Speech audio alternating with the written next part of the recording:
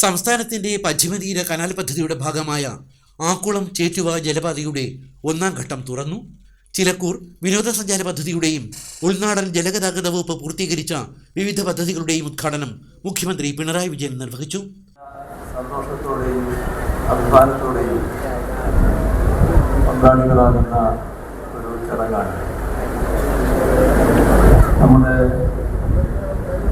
നാടിൻ്റെ വികസന ചരിത്രത്തിൽ അതിപ്രധാനമായ ഒരു ചുവടുവെപ്പാണ് ഇന്ന് നടക്കുന്നത്. ഇത് പ്രസ്താവിച്ചതുപോലെ പശ്ചിമതീര വികസനത്തിൻ്റെ ഭാഗമായി പൂർത്തിയാക്കിയ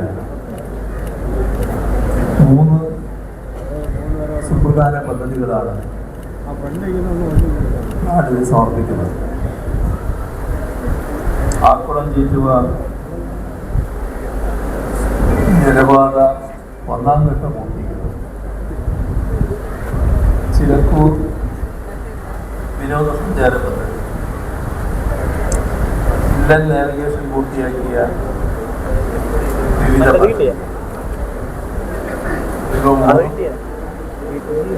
ഒന്നിനൊന്ന് പ്രധാനപ്പെട്ടവയാണെന്ന് പ്രത്യേകം പറയുന്നത്.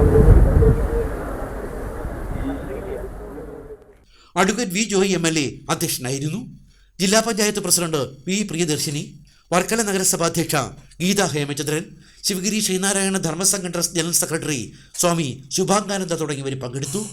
നവീകരിച്ച ചിലക്കൂർ തുരപ്പിലൂടെ മുഖ്യമന്ത്രിയും ജനപ്രതിനിധികളും ബോട്ട് യാത്രയും നടത്തി.